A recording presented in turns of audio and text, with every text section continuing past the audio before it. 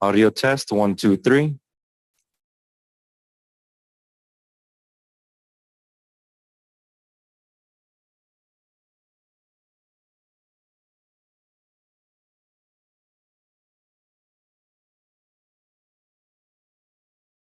Test, 1, 2.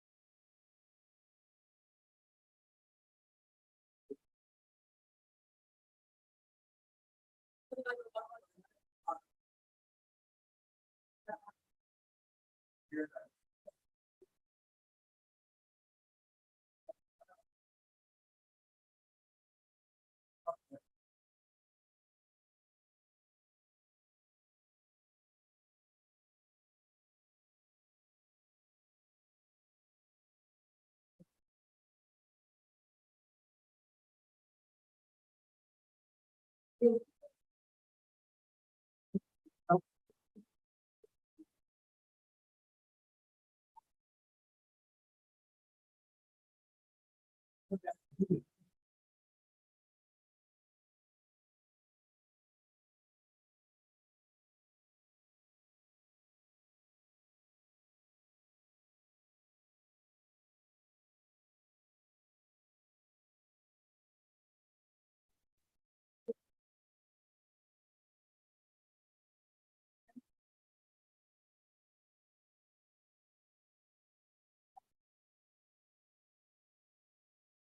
All righty, everybody. How are you guys doing? We're going to go ahead and get started with tonight's program. Welcome, everybody. I hope you guys are all feeling this this wonderful fall weather. It's actually cool this year. After this summer, I can't believe we're getting this this evening breeze.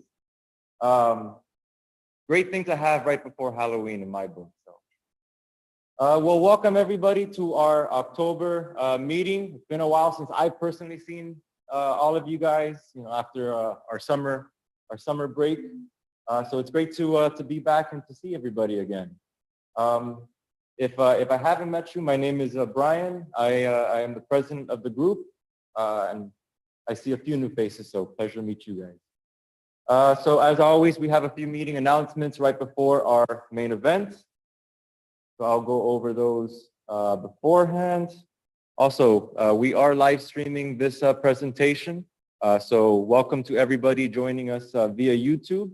If you're not familiar, we have most, not all, but most of our meetings since the start of the pandemic live streamed and recorded on YouTube. So if there's a meeting 5 months ago that you really wish you wanted to go to, but you couldn't, it might be on there. So definitely check out our YouTube page. It should be under the live tab. And this might not be working. No worries.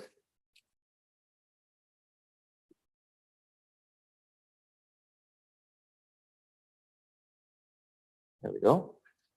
All right, so a few upcoming events. First and foremost, on Saturday, October 28th, so this Saturday, there will be a field trip to the J.W. Corbett Wildlife Management Area. From where we are here, it is a bit of a drive. It is in Palm Beach County, but I've heard that there's going to be some really rare plants blooming at this time of year. So, and they only bloom for a very short window every year. So it would be a great place to see not only those plants, but all the other wonderful flora in that area, led by a premier botanist, Steve Woodmansey. So it's definitely a great trip to attend. More information on the newsletter, as well as the calendar, just some basic logistics. So if you're interested in going, definitely check that out. Next, on Saturday, November 4th, this might not happen, I was told a while ago. Family Garden Day here at Pinecrest Gardens. The theme is growing natives. If it does happen, our chapter, DCFNPS, should have a table, but check in. Definitely look into the online calendar to just make sure that we're a go with this. On Thursday, November 16th, is Give Miami Day. It's going to be an all-day event. It is one of our greatest fundraising events throughout the year, and those funds allow us to continue doing the kinds of work that we do and providing these programs, field trip opportunities, workshops, and Native Plant Day. So if you are able to help out the group and contribute on Give Miami Day, your contributions are greatly appreciated. Our next monthly meeting here at Pinecrest Gardens is going to be titled The Germination Experiment, Uncovering the Secrets of Tetrazygia Bicolor Through Statistical Analysis. Tetrazygia Bicolor, not Tetrazygia anymore, they renamed it? Myconia? Ooh. These botanists, they're always changing things up. I'm being told for folks on YouTube that Tetrazygia is now Myconia. They're always doing this, I'm telling you. So this is going to be a presentation by several students from Jose Marti Mast Academy in Hialeah, where I hail from. The botany teacher, a lot of you might know him, Andrew Kearns, or Andy Kearns.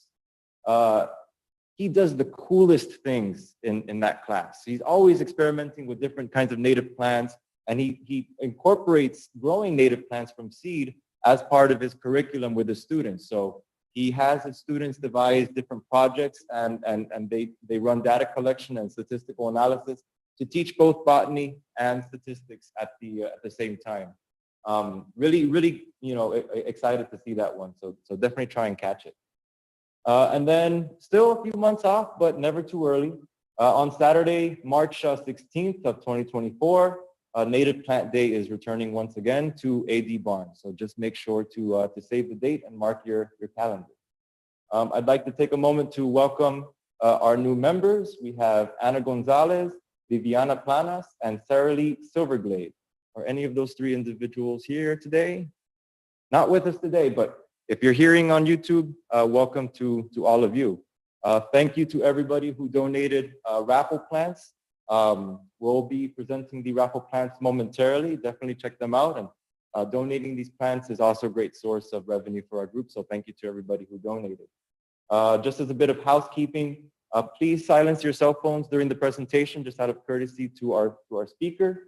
And of course, there's more information on the newsletter as well as our social media. So definitely go and check those out for things like articles, stuff like that. So we are going to spend a quick moment. There's usually another slide about the raffle table. If you're joining us from YouTube, just give us a moment. We're going to present our raffle table plants, but you will be able to hear the audio, just not the visual. Thank you very much, Raul, for presenting. Okay. Disclaimers, Steve Woodmansey normally does this, and nobody like him. Andropogon glomerulatus doesn't look so great. It could stand a trimming, but if you want to see a spectacular plant this time of year, any canal, any field will have these. They have flowering stems that are probably 2-3 feet tall sometimes, and covered with just these bushy heads of seeds. They're spectacular. I'm sure everyone has seen them out in the fields. If you don't recognize them, what they are, but they're spectacular. Scorpion tail is a very shade-tolerant plant. If you have a hammock or a shady area, it's a great butterfly attractor. You'd be surprised, even white peacocks, which are medium-sized butterflies, feed on these microscopic flowers borne on a long, sharp tip curved panicle, resembles a little bit of scorpion's tail, hence the name. Very nice plant for butterflies. A red stopper, like all stoppers, slow growing, very handsome plant, pretty reddish leaves when they're young. You can see them here. Slow growing, like the Simpson stopper, also very handsome.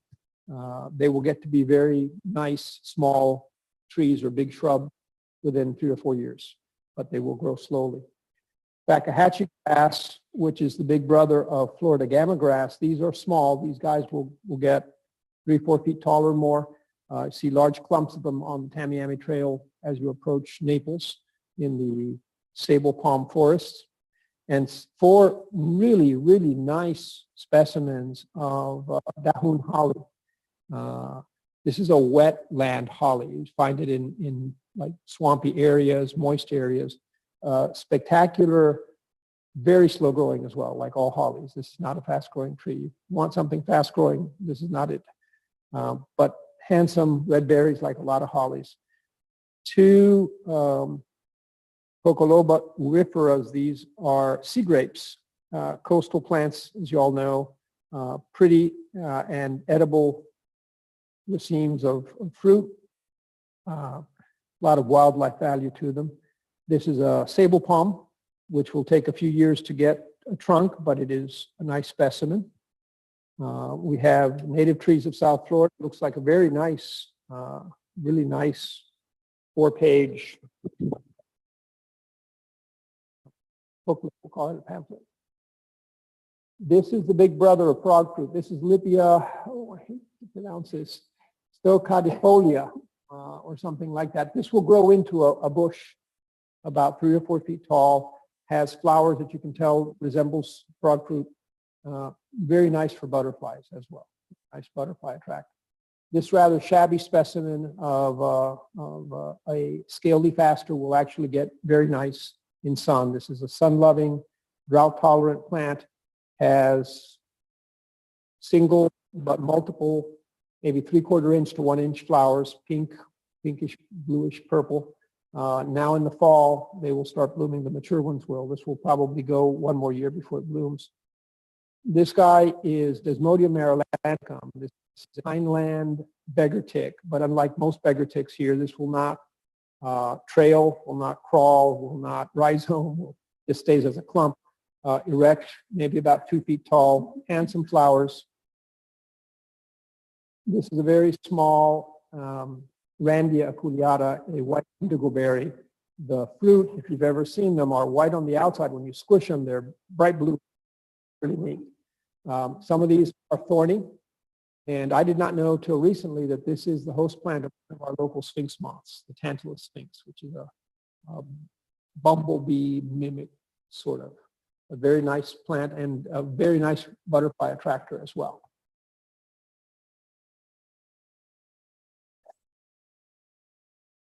Okay, so this is Quinophyllum villosum, the Everglades thoroughwort. For those of you with some Cuban background, if you've heard of Abre Camino, which is used in Santeria for career improvement or whatever, this is it, believe it or not. It's a bushy, shrubby aster, not very spectacular flowers, but I have seen butterflies on it. It's actually a handsome plant. A small resurrection fern. It will not do well in the ground. This needs to be stuck on either a mango or an oak tree or something where it will get a little bit of moisture. If it doesn't, it will shrivel up, and then when it rains, it will pop up again. Hence the name. This is an Aster simonsi, now Sympiotrichum simonsi. This is one of the asters that creeps, that crawls. It will spread by rhizomes, by runners underneath. This one will probably bloom this year if it gets sun.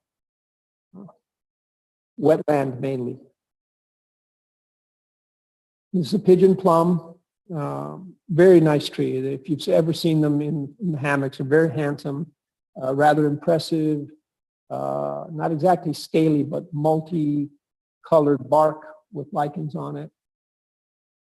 This is a pineland morning glory Ipomea tenuissimum. I think it is considered critically imperiled now by the IRC. It just has not a lot of range.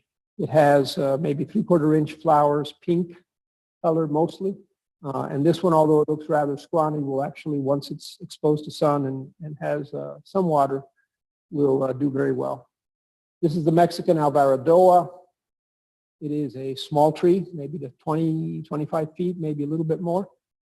Very handsome, spreading habit. And this is the one of two host plants for the Dina yellow, which is a medium-sized yellow butterfly. Very pretty. This is from my yard, and I actually have a colony now of maybe 3 or 4 years of Dina yellows, and their eggs can be found on these occasionally. This is an uncommon grass. This is Pan-American balsam scale, Eleonoris strepsicoides. It actually is found in a lot of places, just not common. And it is a handsome clump grass. It will grow to about 2 or 3 feet with flower spikes maybe reach even 4 or 5 feet. Very well-behaved plant. If you have like a meadow garden, it's a nice plant to have. It will spread concentrically. It will not have runners. It will not droop over and make thatch. And you can trim it back every spring. Perfect plant. This is Peperomia obtusifolia, known in the commercial trade as plant or American rubber plant. This is a epiphytic peperomia. It will also grow in the ground, in moist ground in the swamps, but you can see it on cypress trees and around the bases of cypress trees in the swamp. Low light. This does not like a lot of sunlight. It will grow, but it does very well in low light situations. So if you've got like a little hammock with a little bit of moisture in it, a good plant to have. Thank you very much, Raul. Thank you very much, Raul, both for presenting the plants and for bringing many of the plants on the table. All right, so we can go on to our main event tonight. So our presentation tonight is titled Abandoned Vehicles of the Everglades, and it will be presented by photographer Matt Stock. So Matt, while you get the audio ready.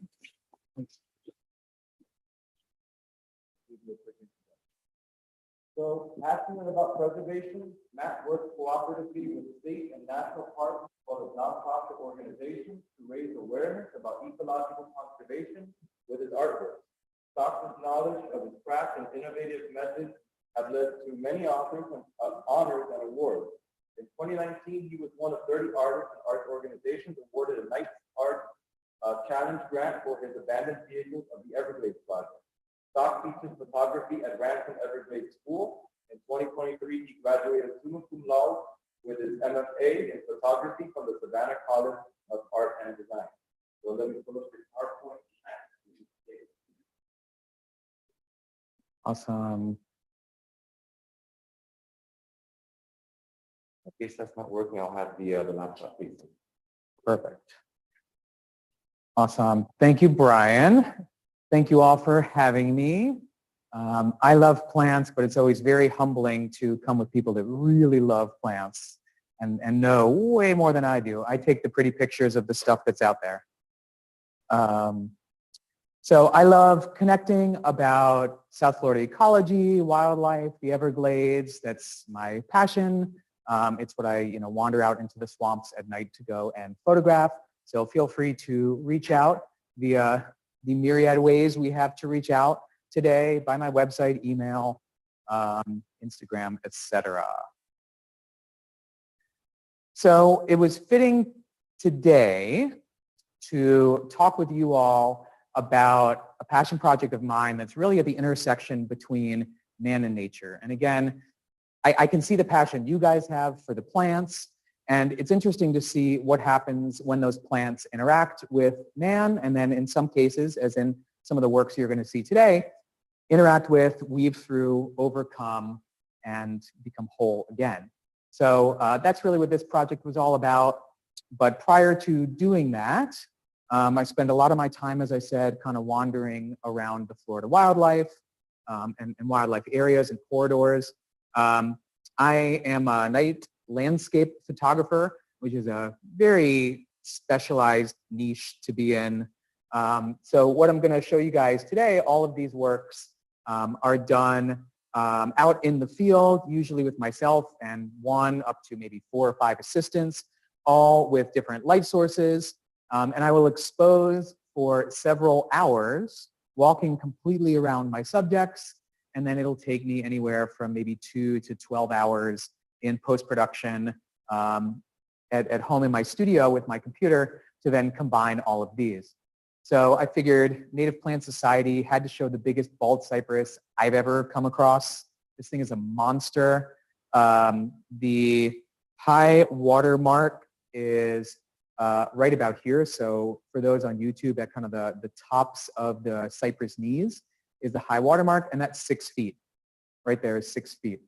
So I'm told this tree never actually fully goes bald, even in the winter. It always has some vestiges of hair in it, like some of my friends who are getting up there in age as well. So what's important to me in my work, everything you see is real and captured there with this particular body of work. So started photographing at sunset. So obviously the sunset on the bottom left. Once it got pitch black, then I started wandering completely around the tree, illuminating it piece by piece. And you can see the hour exposure for the stars throughout the sky. So I'm showing you guys some of the methods and talking a little bit about being out there in the wild at night. So of course we've got native pollinators that will, open up at night. You can go out and see the moths and all that good stuff. If you've not wandered out into the greater Everglades watershed at night, it's my favorite time to be out there.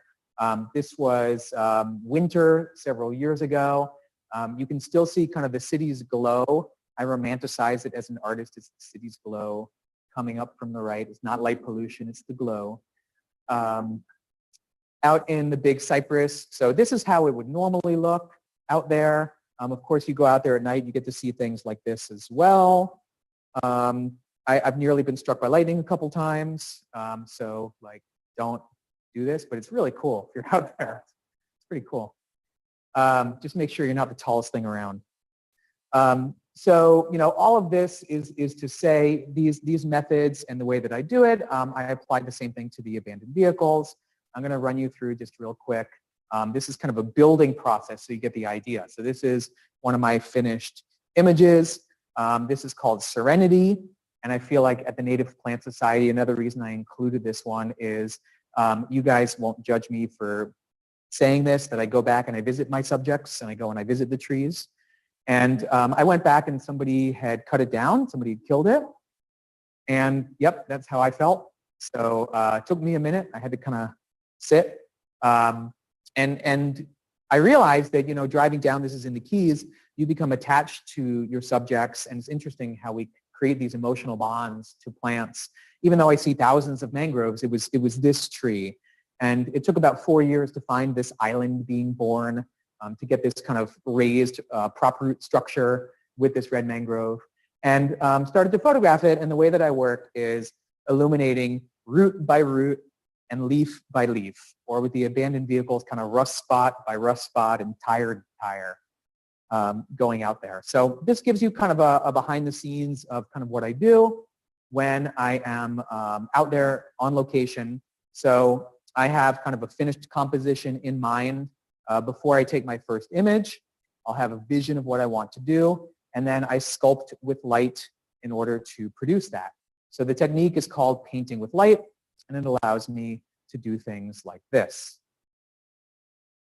Now, what we're really here for, abandoned vehicles and all that stuff. So if you want to see more about the technique and methods, I gave a TED Talk some time ago, TEDx talk in Coconut Grove. Look it up on YouTube. You can see more about that there. All right, abandoned vehicles. So many years ago, my partner in this project, Everglades explorer Charles Kropke, I met him through a mutual friend. And when I first met him and showed him some of my work and was talking about exploring the Everglades, he said, well, have you ever photographed the abandoned vehicles in the Everglades? I said, what abandoned vehicles in the Everglades? I haven't seen any abandoned vehicles in the Everglades. I've been out there, I don't know how many times. He said, oh, there's abandoned vehicles out there. So that started our journey I went out and photographed for about 3 years, photographed close to 70 vehicles, all at night using these same light painting methods throughout the greater Everglades watershed, from about, I'd say about Fish Eating Creek South. It was about as far as we went. I've heard rumors about a Ford Model A, maybe a Model T, which I think it's just a radiator. I don't think it's really a T left out there, but up north by Shingle Creek. But at this point, the project is done.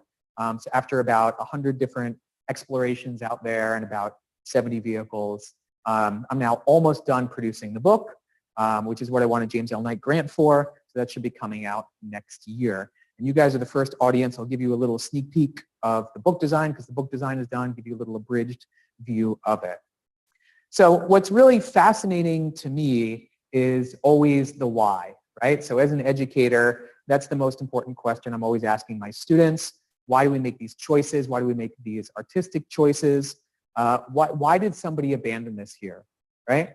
So this is an early 1930s, from what we can tell, either a 31 or a 33, I believe, crank-operated Caterpillar bulldozer. So it says Caterpillar in this font. It's a little hard to read on the projector, but it kind of inches like an insect. That's what the font used to look like in the 30s. And then here you can see the crank that actually would start it. So again, lots of questions. This thing was a valuable piece of equipment back then. Could have been valuable to a collector. Why was this left out there? Unfortunately, we are left with a lot of questions with some of these. Like a lot of provocative art, it asks a lot of questions. It doesn't answer all of it. I was able to do some research into some of these vehicles and things, and we've been able to surmise what they may have been. So a lot of these stemmed from the time prior to there being a national park and a national preserve, when there were farms and there were homesteads out there. So lots of tomatoes and strawberry farms out there in the Everglades. This vehicle, we believe, was in connection to a farm that was out there. Some of you guys may be familiar with the gas pump out here off of the Loop Road. You guys know the Loop out in the Big Cypress. That area was originally also called Pinecrest. So it was on a pine bluff. It was established around the same time as Everglades City, and it was a little bit of a rivalry between the founders of those two communities to try to get people to move out there. Sometime around the mid-60s, there was a gas station out there for wayward travelers, and it's a little hard to read, but the pump is stopped at about, I believe it's 66 cents, give or take, and there's actually not a ticker for a dollar value because they couldn't have even conceived that gas would even get to $1 back in the day.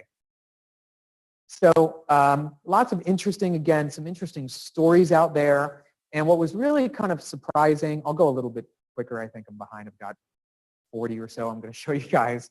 Again, how did these things get out there, right? So this is, anybody have any guesses? What do you think this is? I usually hear a few different things when people say, I don't know if you can tell what it is. That's usually one of them. Yep. It's not a train car. It's one of two things I usually hear. It's a semi-truck trailer. It's a semi-truck trailer out there. And as you can see, there's no road out there. So a lot of these we believe were in conjunction with people that were kind of homesteading and kind of building properties and hunting camps and fishing camps out there in the middle of nowhere, just because it wasn't a national park. And it was kind of the Wild West out there for a while. And quite honestly, in some areas continues to be the Wild West out there too. That being said, some of the folks that have met along this project, so where this property is in this old Dodge, Dodge on a supermoon is what we call this, are some of the kindest, warmest people I've ever met in my life. Really, really incredible group of Gladesmen and Gladeswomen that either live out there part-time or are passionate about it and spend a lot of time out there. They are amazing. And I'll tell you a story about one of them in a bit. This vehicle, you're going to see in a second, it started life as an ambulance, and then it was turned into a tow truck. You can see there's a hook back here. These are salvaged airplane tires, and we're not sure what era those airplane tires are from.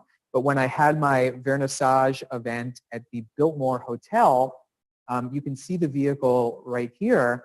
I asked the owner, who's amazing and very, very generous, and I said, oops, I had said to her, do you mind if I borrow that? She goes, what do you mean borrow that? I said, well, we've got this event going on. I want to park it on the lawn of one of the most luxurious hotels in Miami for the event. And she said, as long as you promise to bring it back. I was like, I promise. We shook on it, and I showed up with a flatbed, and we took it away. And folks had said they had never seen that move, and some folks said they'd been going to that area since the 70s. So that, again, speaks to the level of trust and generosity of the people that live out there and spend all their time out there. They are amazing. This is another, I forgot whether it's a Series 1, Series 2. My partner in the project knows the vehicles better, but Land Rover. There was an area out there as well, a former school that was called the Everglades Institute way back in the day, and we did rescue this vehicle from the Glades. So I've had, after that, a number of other exhibitions. There'll be some exhibitions coming up. I'm sure I'll be posting on social media about that. This is at the Naples Depot Museum. And so I print a lot of these 40 by 60. I like to make them as big as possible because to me it's about interacting with the art and again creating that emotional reaction and response. So I like having them as big as possible out there. So stay tuned for future exhibitions.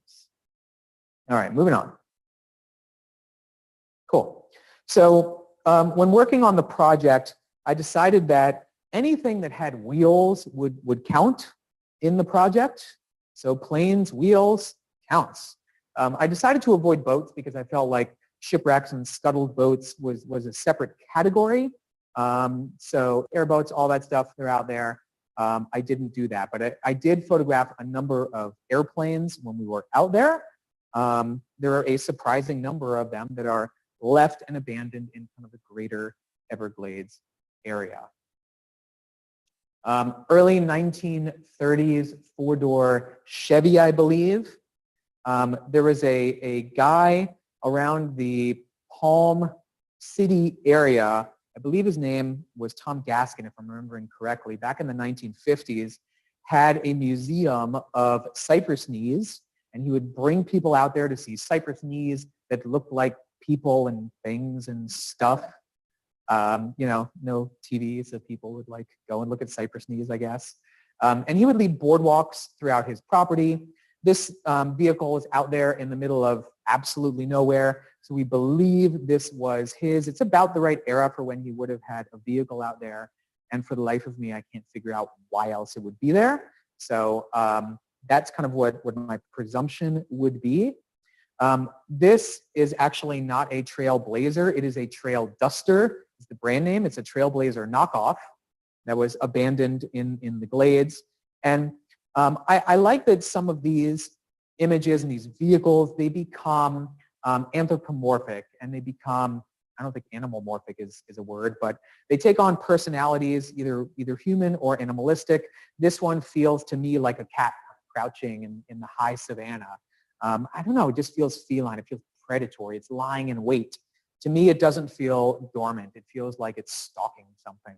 But again, maybe I'm just too connected to these things and I'm an artist and I read too much into it. Who knows? This image I love. It's called the South Wind, is the name on the RV.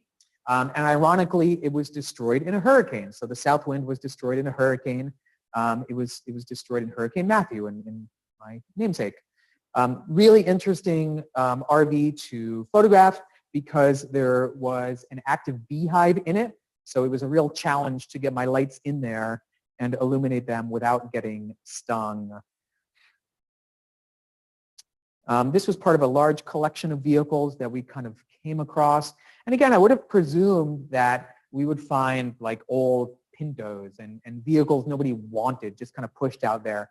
So besides the Trail Duster, Trailblazer knockoff, a lot of them are kind of interesting. So we found Plymouth Valiants. We found 2 VW buses abandoned out there. All kinds of really, really interesting things. 57 Chevy Bel Air as well.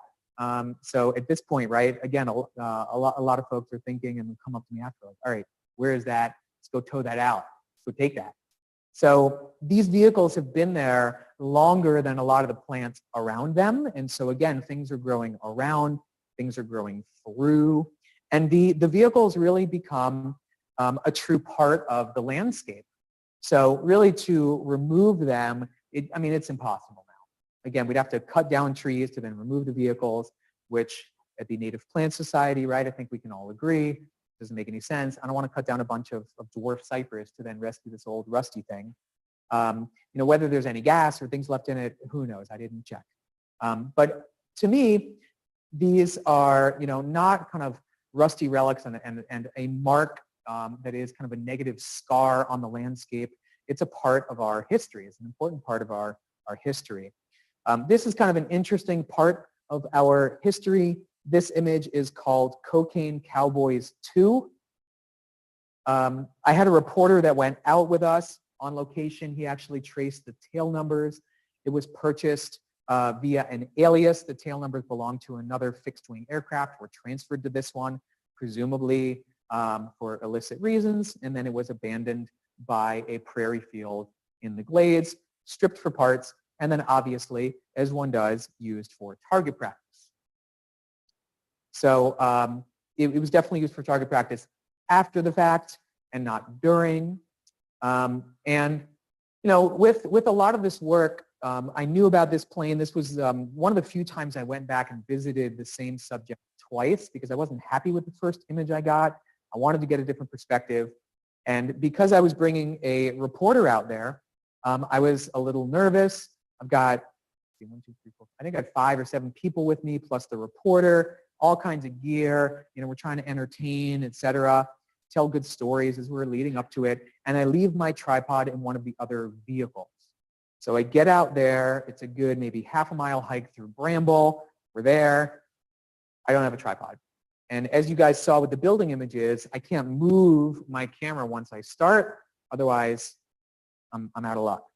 So I had to improvise. And you know, it looks like when you see these, you kind of presume, or at least when I look at art, I presume everything always goes according to plan. It definitely does not. And so I ended up tying a bundle of sticks together, got an old oil drum, put my camera on it, tilted it up, resting it on that bundle of sticks, and was able to get this perspective, which is why it's tilted like that, because I couldn't get it to sit any other way. And I like it. I'm okay with it. I'm happy with it.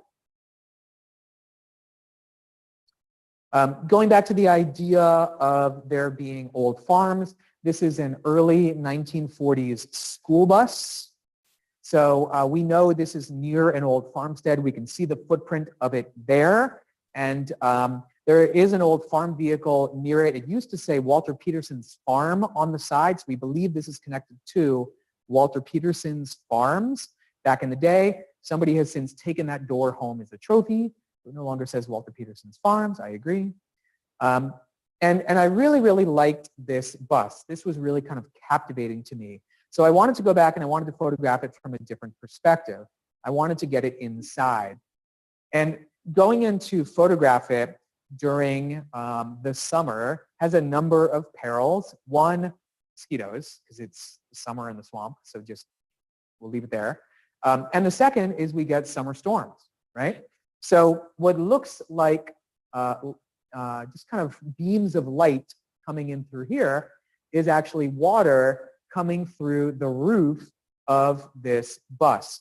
And I feel like this audience will appreciate it. I saw this resurrection fern in the middle of this bus. It's not getting a lot of direct light from either of those windows. And it's certainly not getting any water, I presume. I go, how is this resurrection fern surviving in here? And then the skies opened up and we had to hide out in the bus. And I go, oh, okay, that's how. That makes sense. Okay, I got it. So this to me is really emblematic of this idea that I think of this project as being very positive. I think of it as this idea that nature overcomes. I think of it not as something that is destructive, but something that is redemptive. That's how I view it anyway. I'm an optimist. So as soon as I saw the rain coming in, I thought, all right, this is the one time I'm ever going to get this. So set up the tripod inside the bus, set up all of our lights, was able to get these long exposures of the water coming through the bus, and I'm super happy with this one. So I call this rainy school day. I found some things that were interesting, like parts of vehicles. So here we have a tree, I think it's a cypress, starting to grow through the open door, through the open window of a door left out in the swamps. And again, right audience for this, you guys appreciate that we have micro seasons here. Everybody jokes it's just wet and dry. But, you know, we have fire season, we've got storm season, hurricane season, bird migration season, all these beautiful little micro seasons. And I wanted to go out and photograph things, both wet and dry, to kind of showcase that. So the door is actually sunk up to here. So I'm kind of slogging through the slough to get this. And I use dive lights under the door shining through. So that's what you see with that warm glow behind the tree and underneath in there. So going through a swamp with dive lights. This is an Oliver brand bulldozer. And the gentleman that took me out, this is accessible only by airboat. And he discovered this when he was 17, and he took me out in his early 70s. So this has been out there for a while. This is one of my favorite images. And again, this is why I love going out there at night, because it is peaceful. It is calm. People always say, do you worry about the pythons? I've never run into one, but that's because I'm not in areas that are warm where they're going to try to grab some of that warmth. I'm not up on the dikes or the levees. I'm out and about. Do I run into water moccasins? I run into them all the time. So there is that. I run into water moccasins all the time when I'm out there. Those are our native poisonous snake. I've never had them be aggressive to me, but they are out there a lot. And it's kind of hard to tell. Perhaps on here we have, where's my dragonfly? I think it's on one of these guys.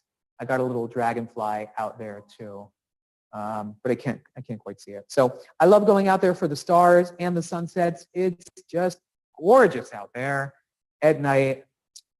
This is an image I chased for a while. So one of our other seasons that we have here in Florida is Milky Way season. The Milky Way does not always look like that. It's only a certain time of the year that we can get that.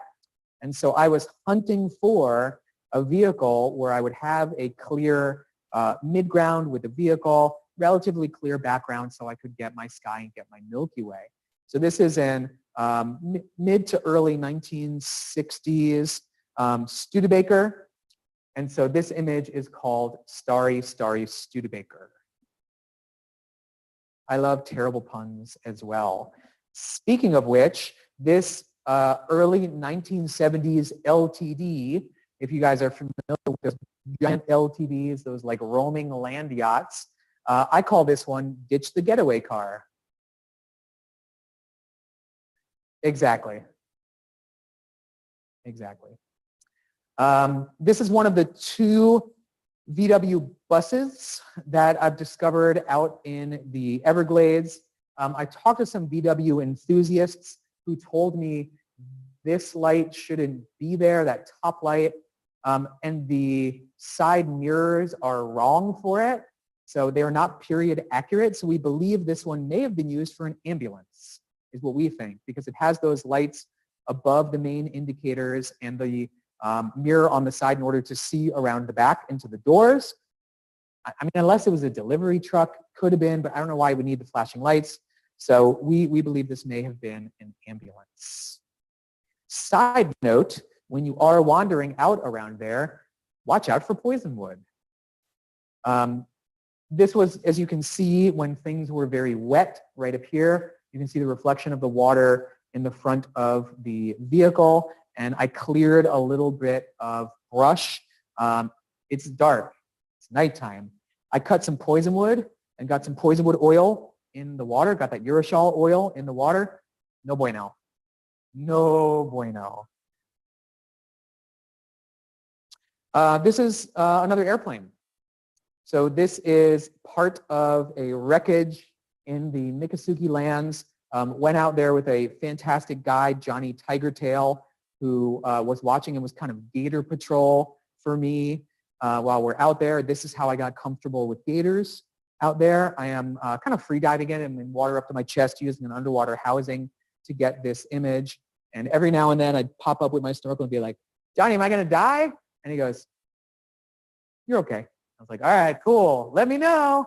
And then we'd just kind of keep photographing. Some station wagons that are out there. Again, all these really interesting, unexpected vehicles. Construction vehicles that are out there, abandoned construction projects in what used to be historic Everglades and now is a little bit rough and tumble and partially urbanized. But again, this crane, this is valuable. There's valuable steel on that.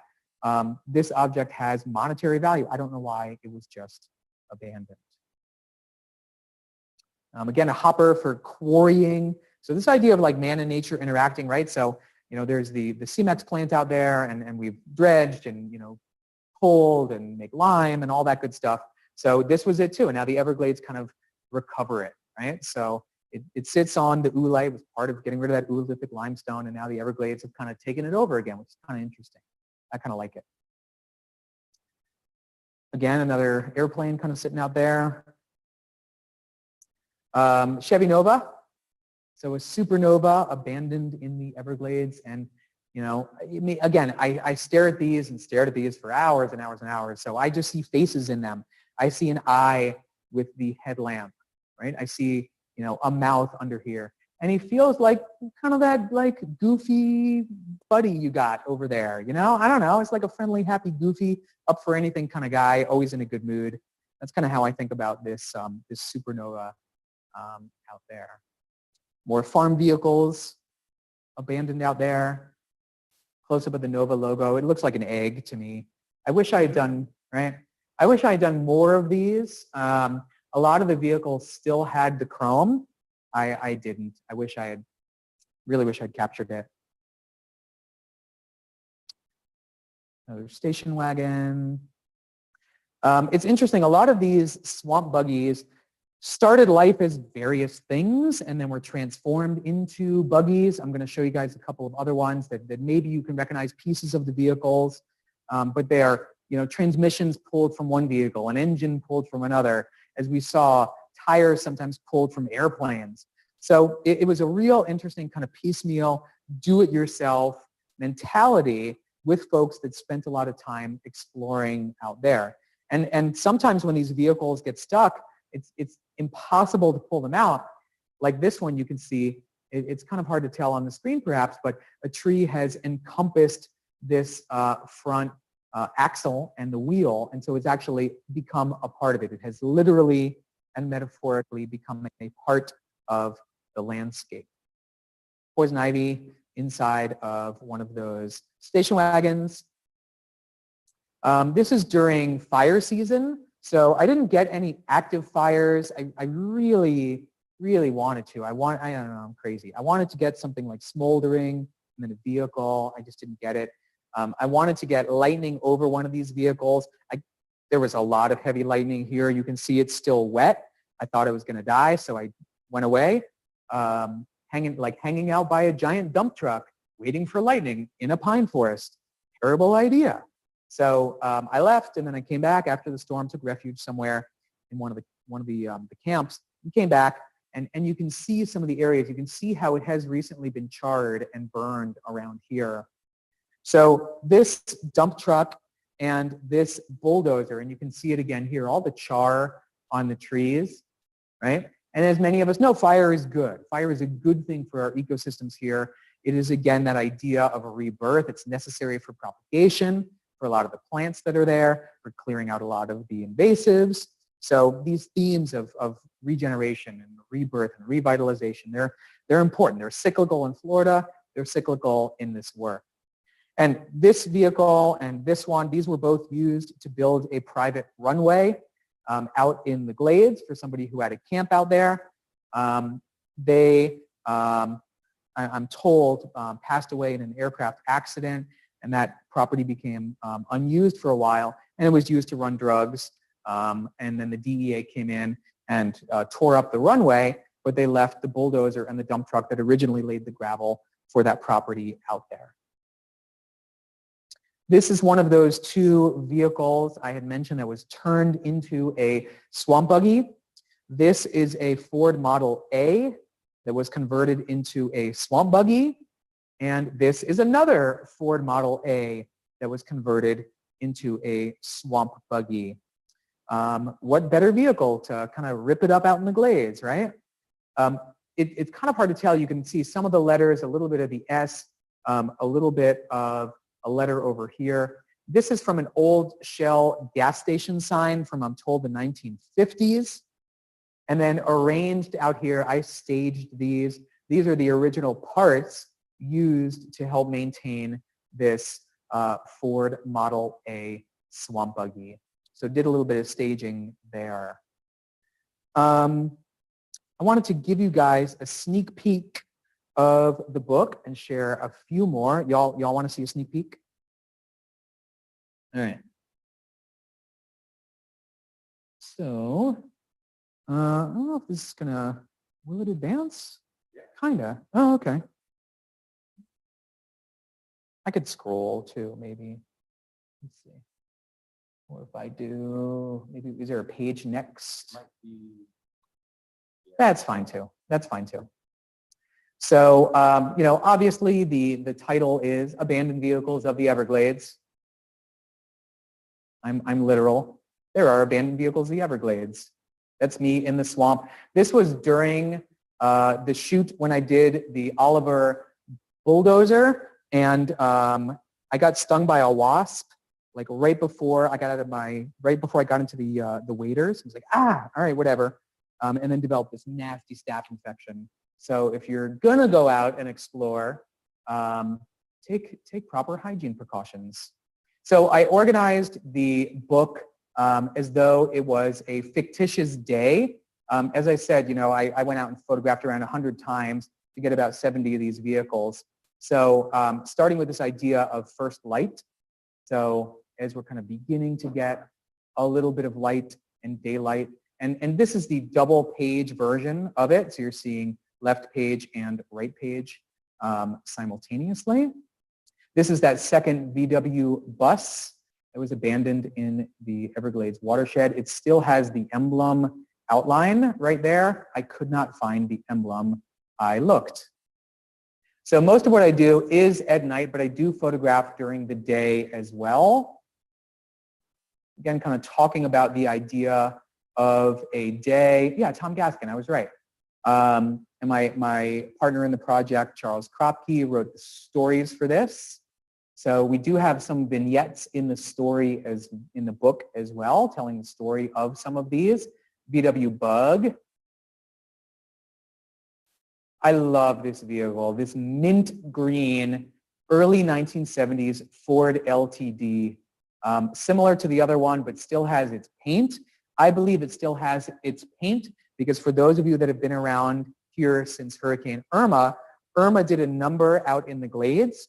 And we actually discovered a number of vehicles once a lot of the trees were knocked down in Irma. And this is one of those vehicles that had been hidden. They've been hidden for who knows how long. And this is one that folks even familiar with the areas were unaware of. So I love this mint green Ford LTD. And then in my fictitious day, as we get into the evening time, we have our lonely Oliver out there, ditch the getaway car, and then into pure blackness and the nighttime.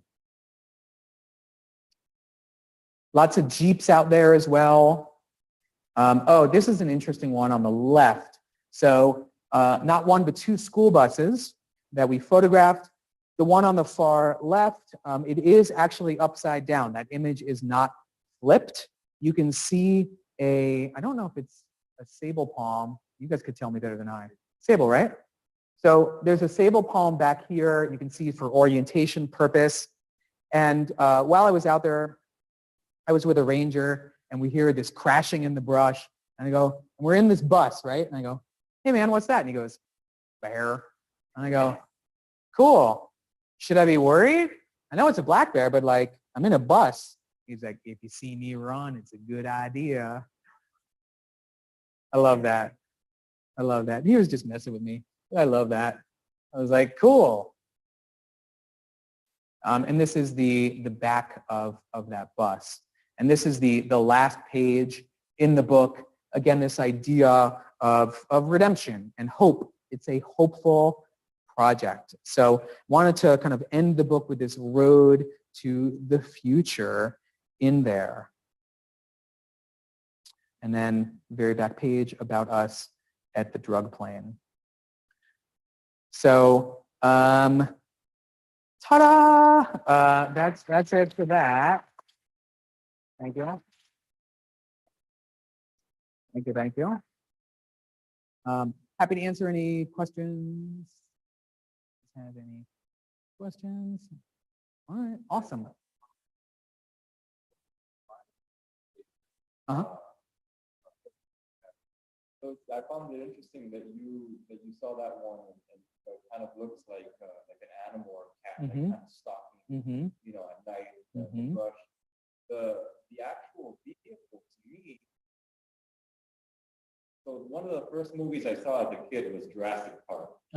And the shape and color of the vehicle with the paint and the rusted top looked like the Jeep that they Oh yeah. Yeah, yeah. Yeah.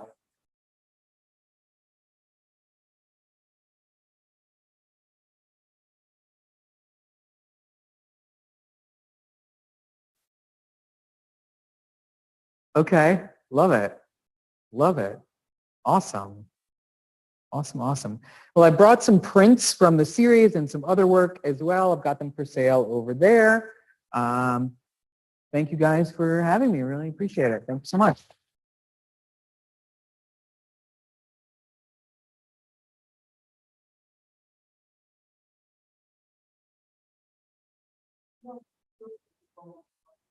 Yeah. Yeah. Big, beefy tripod. Enduro. I used to use just aluminum because I just thought it was sturdier, but then it just got heavy, so I had a big carbon fiber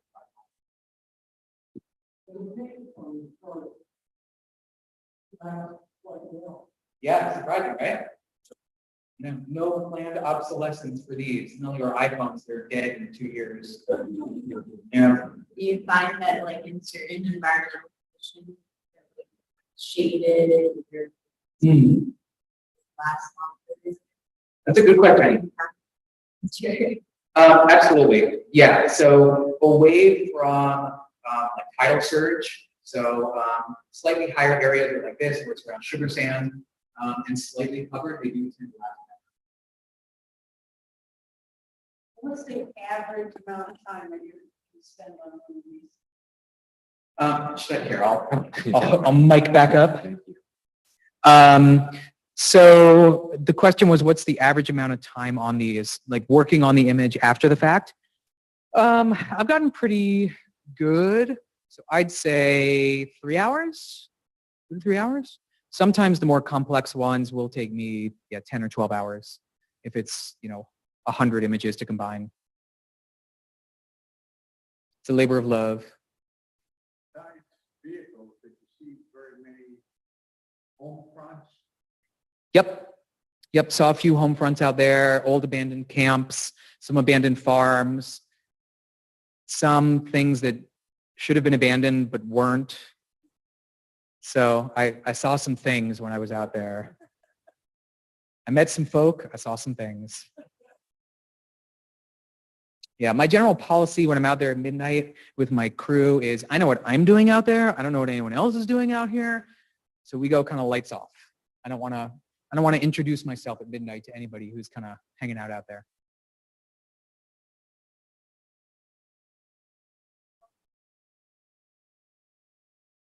Probably a 3-mile overnight that I did. It's probably the most remote.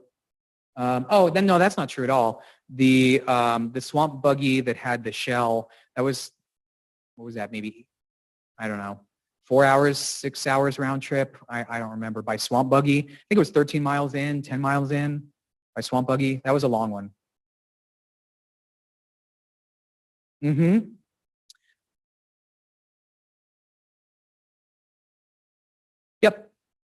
Yep. So once I started having a few vehicles, a lot of folks are very secretive about where these things are, and I promised a number of folks I wouldn't reveal exact specifics either.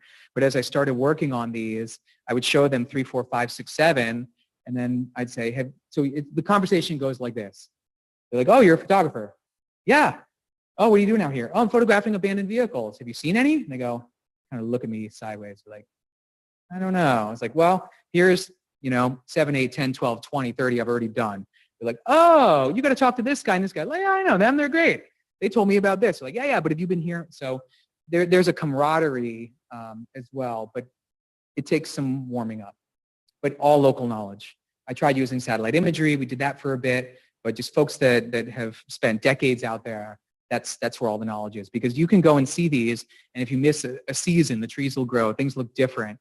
It's hard to find them again. And with that rust, they blend in. So you kind of look for shapes, right? So anything that looks man-made where I shouldn't see straight lines or things like that, it's usually an indicator.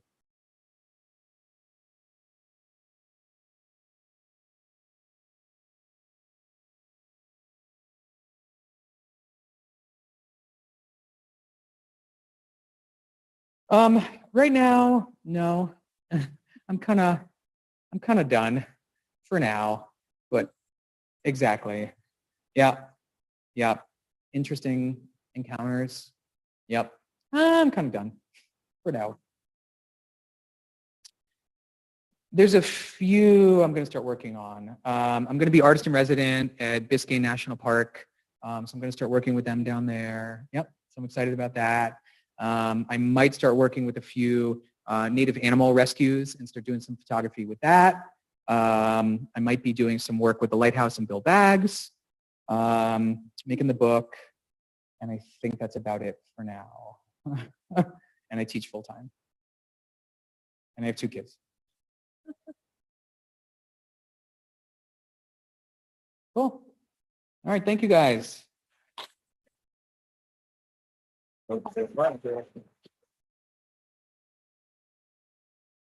Alrighty.